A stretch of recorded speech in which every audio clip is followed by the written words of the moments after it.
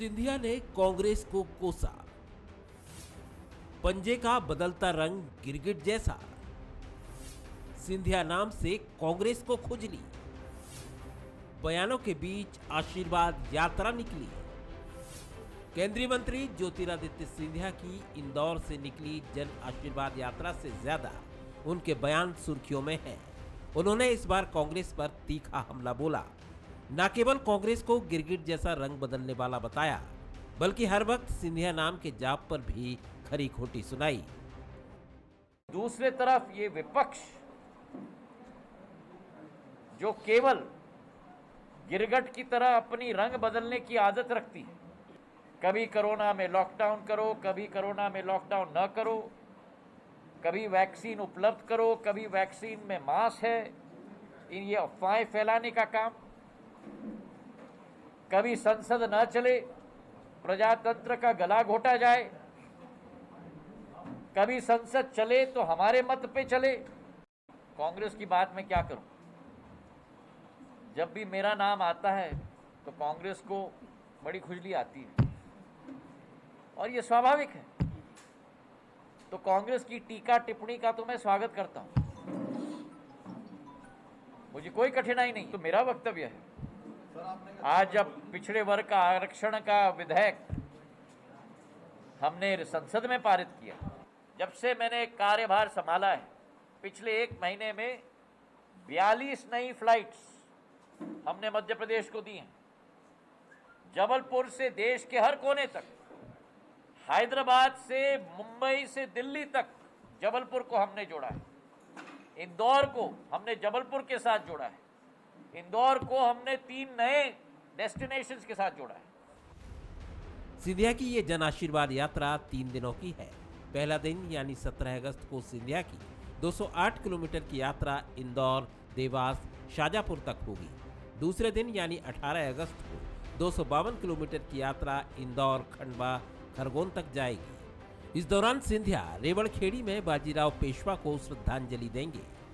तीसरे यानी 19 अगस्त को सिंधिया की 24 किलोमीटर की यात्रा इंदौर में ही होगी। तीनों ही दिन रात में सिंधिया इंदौर में ही रुकेंगे। ये तो रहा सिंधिया का शेड्यूल, लेकिन कांग्रेस पर जो तीखे बयान उन्होंने दिए, उस पर पलटवार भी आने लगे हैं। सच्चाई तो ये है कि सिंधिया जी हमेशा गिरगिट की तरह अपना रंग बदलते हैं और आप लोगों ने मध्य प्रदेश और देश के तमाम सारे अवाम ने ये देखा कि सिंधिया जी जब पहली बार चुनाव हारे तो उनको कुर्सी छीनने का बड़ा तकलीफ हुई, दुख हुआ और वो जिंदा न रहने की स्थिति में उन्होंने ये दल बदला। तमाम सारे प्रदेश के मतदाताओं का अपमान करके उन्होंने गिरगिट की तरह रंग बदल के भारतीय जनता पार्टी में चले गए। तो मुझे लगता है सिंधिया जी से बेहतर गिरगिट की तरह रंग बदलने का मुझे लगता है किसी और को अनुभव मध्य प्रदेश और देश में नहीं है। राजनीतिक विश्लेषकों की माने तो मालवा निमाड़ में सिंधिया की जन आशीर्वाद यात्रा के मायने अलग हैं। उनकी यात्रा खंडवा लोकसभा क्षेत्र से होकर भी जाएगी और इस सीट पर उपचुनाव भी होने वाले हैं, तो इसके सियासी मायने समझे जा सकते हैं। वहीं मालवा निमाड़ में मध्य प्रदेश विधानसभा की 66 सीटें हैं। मालवा को ही सत्ता की चाबी भी माना जाता है। ऐसे में यहां से कांग्रेस पर तीखा हमला इस तरफ भी इशारा करता है कि पिछले दिनों विधानसभा में जिन मुद्दों पर कांग्रेस मुखर रही, उस पर जमीन पर मुकाबला आसान नहीं होगा।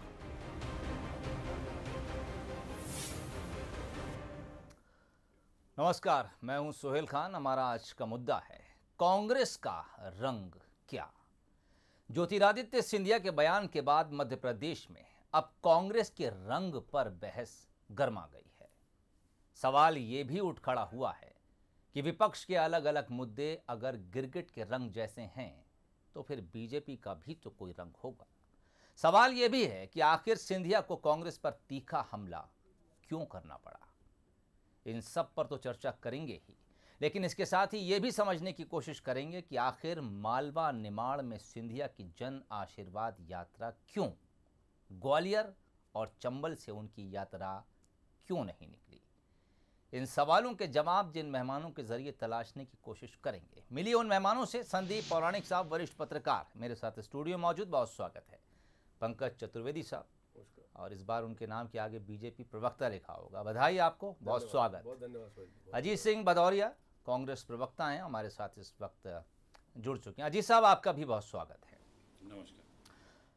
संदीप पौराणिक साहब, आपसे शुरुआत करना चाहूँगा। रिपोर्ट कई बातें कहती है और मैं जब जब आपके पास आऊँगा सिलसिलेवार में चाहूँगा उस पर बात करें, लेकिन सबसे पहले बात, चूँकि बयान रंग पर दिया है, सिंधिया भी एक नए रंग में रंगे नजर आए, तो इसे रंग को आप बीजेपी का रंग भी कह सकते हैं। सोहेल जी, पहले तो मैं मानवीय स्वभाव की बात करूं। इस समय कांग्रेस के निशाने पर सिंधिया है और सिंधिया के निशाने पर कांग्रेस है, क्योंकि जब दो दोस्त अलग होते हैं तो घाव गहरे होते हैं और हमले भी तेज होते हैं। जहां तक आपने ज्योतिरादित्य सिंधिया की बात की, तो ज्योतिरादित्य सिंधिया का रंग या उनकी जो कार्यशैली है बहुत सौम्य नेता की रही है। कभी कभी आक्रामक होते थे। बीजेपी की कार्यशैली बड़ा आक्रामक रहती है, तो सिंधिया जो बीजेपी की कार्यशैली है उसमें पूरी तरह रचने बसने लगे हैं।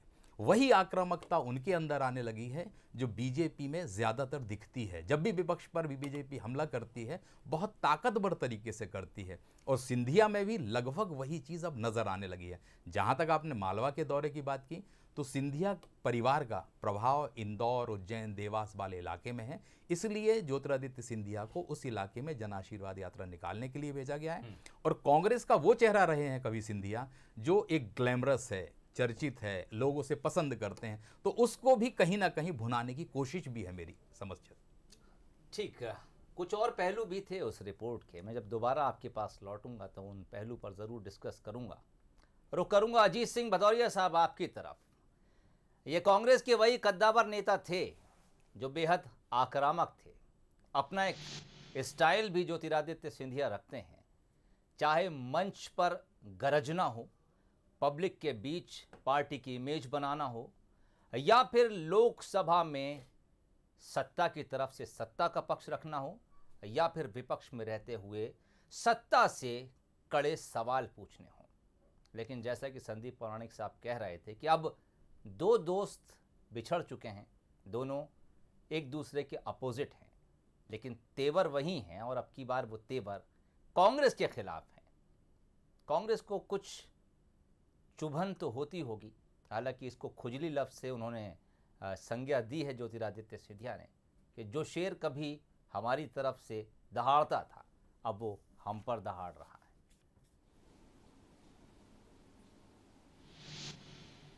देखिए सोहेल जी, कांग्रेस को कभी कोई चुभन नहीं हो रही, ना कोई आपत्ति है जी। कौन किस रंग में कब रंग बदला, किस रंग में कब रंग गया, ये आम जनमानस को सब कुछ मालूम। आज आप दहाड़ने वाली स्थिति कर रहे हैं, आपने लोकसभा का जिक्र किया।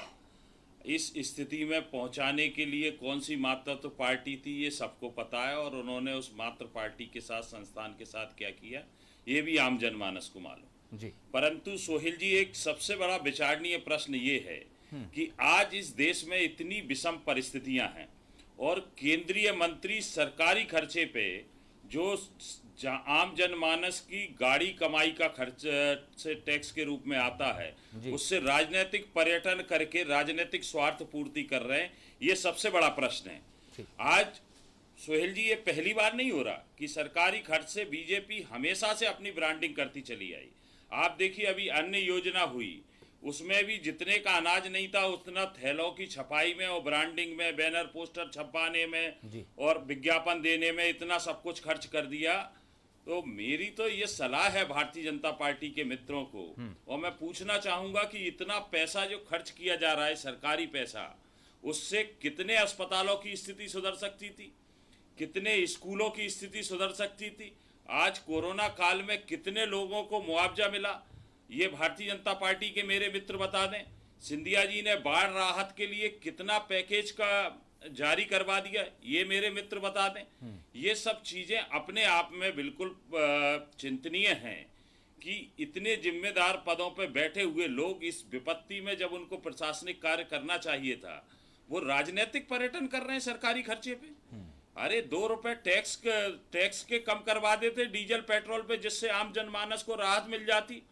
ये तो काम करना चाहिए था, वो ना करके राजनीतिक रोटियां सेकने आ गए इतने विपत्ति के समय। ये अपने आप में हास्यास्पद है और जनता सबको समझ रही है सोहेल जी, और जनता बहुत समझदार है, जानती है सब बात। ठीक है, चलिए कुछ सवाल आपने खड़े किए हैं और वह सवाल मैं पंकज चतुर्वेदी साहब की तरफ टॉस कर देता हूं। पंकज जी, एक तो ये कि राजनीतिक यात्राएं इन्होंने कहा और सरकारी खर्चे पर, दूसरी बात भदौरिया साहब इसे राजनीतिक पर्यटन भी करार दे रहे हैं। उनका कहना है कि तरीके कुछ और भी हो सकते थे अगर आप लोगों की मदद करना ही चाहते हैं। एक शेर है सोहेल भाई, थोड़ा सा गाना है, बल्कि थोड़ा सा उसको ट्विस्ट कर रहा हूँ। गुनगुनाएंगे या नहीं गुनगुनाऊँ नहीं सर, तरन्नुम में गाऊंगा तो आवाज़ अच्छी नहीं है। मैं सिर्फ कहूँगा कि सीने में जलन, आंखों में तूफान सा क्यों है, इस कांग्रेस में हर शख्स परेशान सा क्यों है जी। ये समझ से परे है और मुझे बहुत हैरत होती है कांग्रेस के बौद्धिक दिवालियेपन पर कि किस प्रकार की विचार शून्यता में कांग्रेस पार्टी है। ये कार्यक्रम भारतीय जनता पार्टी के केंद्रीय कार्यालय से जारी हुआ है। सरकार के पैसे का, सरकारी धन का धेला भी इस यात्रा में उपयोग में नहीं लिया जा रहा। आपके पास चित्र है, आपने फाइल शॉट देखा, क्या कोई सरकार की गाड़ी उसमें थी? निजी वाहन है जिसमें सिंधिया जी यात्रा कर रहे हैं। भारतीय जनता पार्टी के नेता और कार्यकर्ता उसमें शामिल और सम्मिलित हैं। किसी विभाग का, किसी सरकार का उससे कोई लेन देन नहीं, पर कांग्रेस करी सरकारी यात्रा। और सोहेल जी, समस्या कांग्रेस के साथ है कि हम जिसको जनसंवाद, जनसंपर्क कहते हैं, कांग्रेस उसको राजनीतिक पर्यटन, पॉलिटिकल टूरिज्म कहती, क्योंकि एक और कहावत है कि जाकी रही भावना जैसी, प्रभु मुहूर्त देखी तिन जैसी। तो कांग्रेस का भाव और भावना जब भी जनता के बीच, जैसे कमलनाथ जी गए थे, पर्यटन कर आए थे, अब जब बाढ़ प्रभावित क्षेत्रों का घूमे, पत्रकार वार्ता करी, लौट कर चले आए। कौन सा योगदान कांग्रेस पार्टी के विधायक का है? किसी विधायक, कांग्रेस पार्टी विधायक ने 25 पैसे भी कंट्रीब्यूशन की बात करी। 2000 करोड़ रुपए का नुकसान हुआ इस मध्य प्रदेश को, और आज केंद्रीय दल मध्य प्रदेश के मुख्यमंत्री जी के आग्रह पर मध्य प्रदेश के दौरे पर है, और जहां बात का विश्लेषण किया जा रहा है कि सरकार ने जो किया सो किया, पर जो स्थायी क्षति हुई है उसके लिए क्या काम करेंगे। तो मुझे लगता है कि भारतीय जनता पार्टी की सरकारों को और नेताओं को कांग्रेस से सीख लेने की आवश्यकता नहीं। डीजल पेट्रोल पर ये कांग्रेस के वो पाप है। 144 लाख करोड़ रुपए के ऑयल बॉन्ड जारी कर गए थे मनमोहन सिंह जी की सरकार में, जिनके भुगतान अभी शुरू हुए हैं। ब्याज देने के दे के सरकार की हालत खराब, लेकिन वचनबद्धता सरकार की थी, वो ब्याज नहीं भरे सरकार, तो आज पेट्रोलियम कंपनियां सड़क पर आ जाएं। ये स्थिति कांग्रेस पार्टी की। और फिर तो मैं कहता हूं कि यदि डीजल पे रुपए 2 रुपए कम करने की बात है तो पंजाब उदाहरण पेश कर देता कांग्रेस का, छत्तीसगढ़ पेश कर देता, राजस्थान पेश कर देता। ये पर उपदेश कुशल बहुतेरे की तर्ज पर जो ज्ञान देने की प्रवृत्ति है कांग्रेस की, इसको लेकर अजीत जी मुझे लगता है कि कांग्रेस सिरे से जनता इनको खारिज करती है। फिर भी ना ये सुनने को तैयार है, न सीखने को तैयार है, न समझने को तैयार है, और सिर्फ परेशान है। आलोचना कोई, मैं दावे से कह रहा हूं कि ये प्रमाणित कर दे कांग्रेस पार्टी की सरकारी यात्रा है तो जो सजा चाह भुगतने तैयार है। ये भ्रम उत्पन्न करना, झूठी बात पैदा करना, आपको तो प्रशंसा करना चाहिए। मैं तो आज पूछता हूं कि कांग्रेस के नेताओं को किसने रोका जनता के बीच जाने से? है साहस कांग्रेस के नेताओं में? क्यों नहीं यात्रा करते अपने अपने क्षेत्र में? मैं तो कह रहा हूं सामान्य परिस्थितियों में, तो विषम परिस्थितियां हैं, बाढ़ की स्थिति है, पर सामान्य परिस्थितियां देखिए सोहेल जी, किसी कांग्रेस के नेता कोई कार्यक्रम, कांग्रेस संगठन का कोई कार्यक्रम, कोई यात्रा कार्यक्रम, कुछ कार्यक्रम नहीं। सिर्फ एक ही कार्यक्रम है कि ट्विटर पर, टीवी स्टूडियो में या पत्रकार वार्ता में बैठिए और भारतीय जनता पार्टी को निराधार कोसिए। और इसीलिए जनता इनको सतत रूप से, लोकतांत्रिक रूप से दंडित करती है बार बार।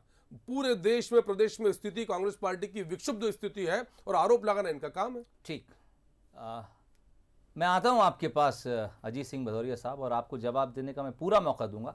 इससे पहले कुछ बातें पंकज जी ने कही, और अजीत सिंह भदौरिया की बात भी उससे जोड़ के मैं चलता हूं संदीप पौराणिक साहब के पास। संदीप साहब, एक कहते हैं कि आप एयर कंडीशन कमरों से बाहर निकलते ही नहीं थे, दूसरे कहते हैं कि आप निकल तो रहे हैं लेकिन सरकारी खजाने पर बोझ बन रहा है, या फिर राजनीतिक पर्यटन। क्या ये दोनों पार्टियों का मिजाज भी है? एक फील्ड पे ज़्यादा नज़र आती है और एक कागजी कार्रवाई ज़्यादा करती है। देखिए सोहेल जी, तो हमें दोनों राजनीतिक दलों का अगर हम विश्लेषण करते हैं तो एक चीज़ साफ नज़र आती है, बीजेपी सत्ता में रहे या सत्ता से बाहर रहे, उसका संगठन और उसके नेता सक्रिय रहते हैं, जनता पर के बीच जाते हैं और सड़क पर नजर आते हैं, और उसका उन्हें लाभ भी मिलता है। आप सीधा देखिए, जब सत्ता में आपकी बार बार वापसी होती है, एक आध बार नकार दिए जाते हैं, तो आपकी बार बार वापसी का कारण ये होता है कि आपके कार्यकर्ता का, आपके नेता का जनता से सतत संपर्क। दूसरी चीज कांग्रेस की है, कांग्रेस कभी कभी सक्रिय नजर आती है। अगर हम बीजेपी को देखते हैं तो ये पूरे समय इलेक्शन मोड कह सकते हैं हम उन्हें, कि पूरे समय वो सक्रिय रहते हैं। कांग्रेस कभी कभी सक्रिय नजर आती है। कांग्रेस में एक जो सबसे बड़ी कमी नजर आती है वो है उनकी एक रणनीति की, क्या करना चाहिए, किस तरह से हमें बढ़ना चाहिए। आज जैसे पंकज जी ने कहा बाढ़ के हालात हैं, वाकई में कांग्रेस के कुछ नेता उतरे हैं, मैदान में गए हैं, लेकिन वो चीज़ दिखी नहीं कि वो हमदर्दी दिखा सकें, वो लोगों के दुख दर्द बांटने की कोशिश करते नजर आए। ये बीजेपी के नेता करते हैं और वो बता भी देते हैं, जनता को ये बता देते हैं कि हम वाकई लोगों के घाव पर मरहम लगा रहे हैं। ये कला कह सकते हैं एक राजनीतिक दल की, लेकिन वो कोशिश भी करते हैं, ये भी हमें सोचना पड़ेगा। चलिए, किसी से मोहब्बत कीजिए तो जताइए भी ज़रूर, वरना दिल की बात दिल में रह जाती है और जिससे कहना चाहते हैं उस तक लफ्ज़ पहुंचते भी नहीं हैं। अजीत सिंह साहब, समय आपका है, बोलिए।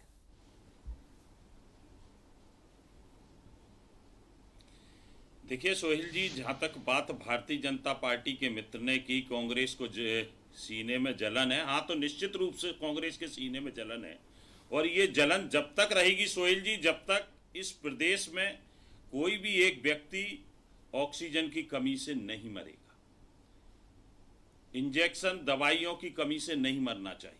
कांग्रेस पार्टी तब तक सीने में जलन रखी रहेगी जब तक इस प्रदेश का एक एक किसान परेशान नहीं होगा, जब तक भारतीय जनता पार्टी की सरकार अपनी जिम्मेदारी नहीं समझेगी। कांग्रेस पार्टी एक एक आम जनमानस के साथ खड़ी रहेगी, एक एक बाढ़ पीड़ित के साथ खड़ी रहेगी, कोरोना पीड़ित के साथ खड़ी रहेगी। भारतीय जनता पार्टी के मित्र ने बहुत लंबी चौड़ी बातें की, ये नहीं बताया कि कोरोना से मरने वाले कितने लोगों को मुआवजा मिला।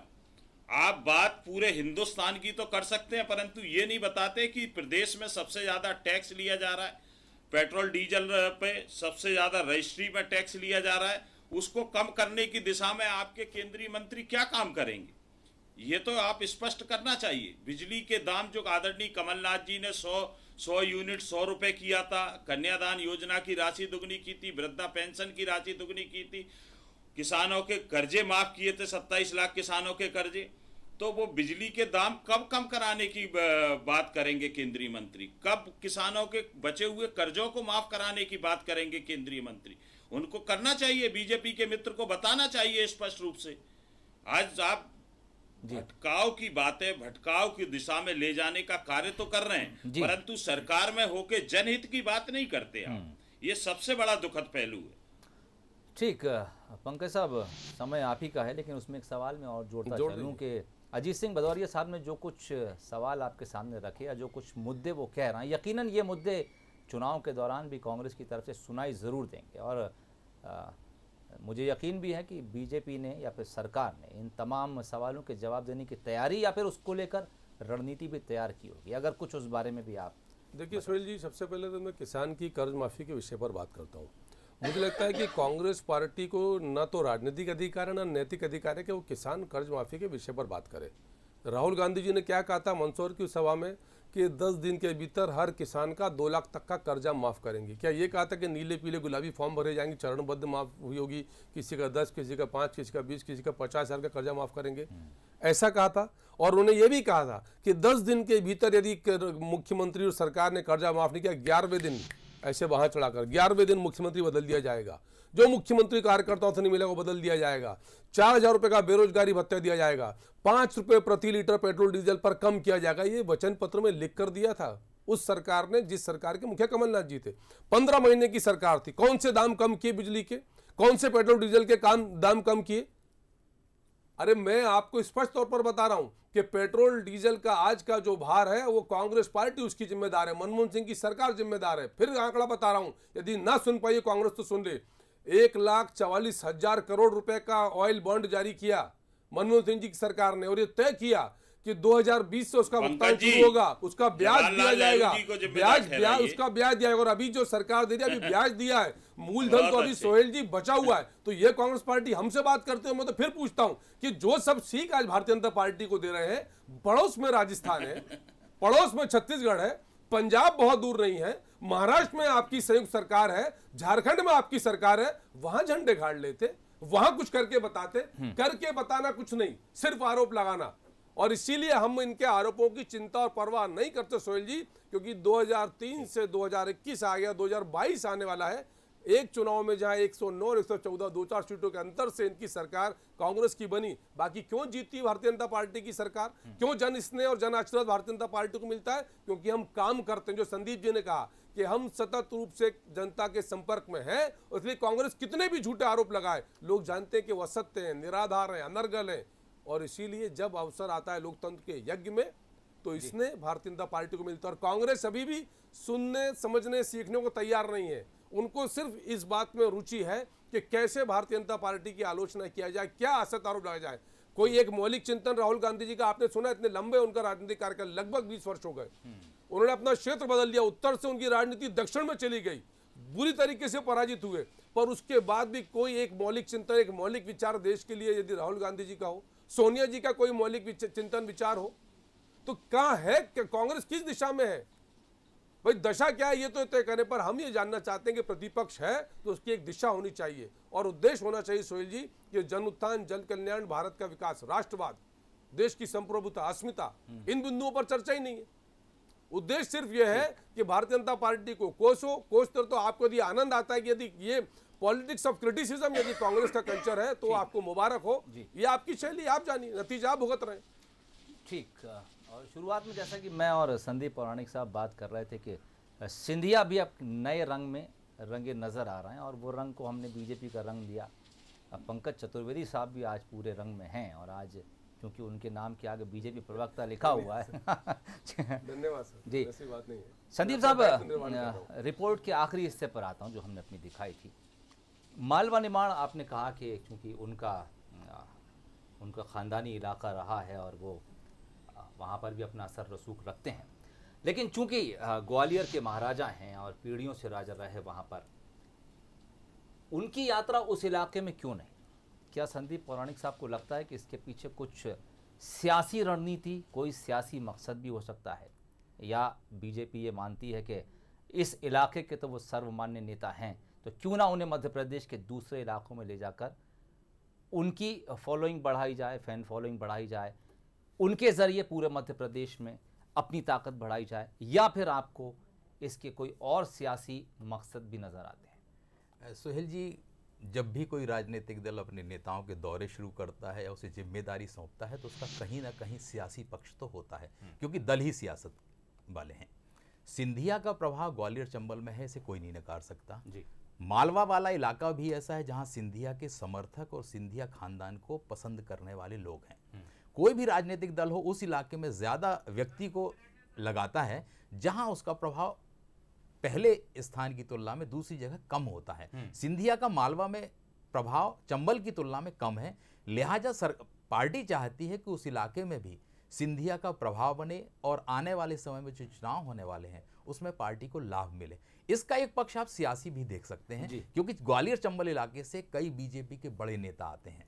हो सकता है उन्हें सिंधिया की यात्रा रास ना आती, तो संभावना इस बात की है, मैं ये कहता नहीं हूं कि ऐसा हुआ होगा, संभावना इस बात की है कि पार्टी ने ये सोच के कि सिंधिया का बेहतर उपयोग हम मालवा निमाड़ में कर सकते हैं, इसलिए इनकी जन आशीर्वाद यात्रा उस इलाके में हो और इस इलाके के नेताओं में किसी तरह की नाराजगी ना हो, असंतोष ना हो, इसलिए उन्हें यहाँ से अभी दूर रखा गया है। चलिए, एक पत्रकार के कयास हैं और कितने सही कितने गलत, इसका फैसला आने वाला वक्त करता है। अजीत सिंह भदौरिया साहब, वक्त कम है, आखिरी मिनट में है मेरा प्रोग्राम। बीजेपी के जब संगठन की बात करते हैं तो, और ये सर्वमान्य है, इसमें ना ये मेरा मत है ना मेरे साथियों का मत है, संगठन नज़र ज़रूर आता है। क्या आने वाले वक्त में हमें जल्दी ही कांग्रेस के भीतर भी इसी तरह का एक मजबूत संगठन जो कांग्रेस को एक मजबूत विपक्ष के तौर पर खड़ा कर दे नज़र आएगा?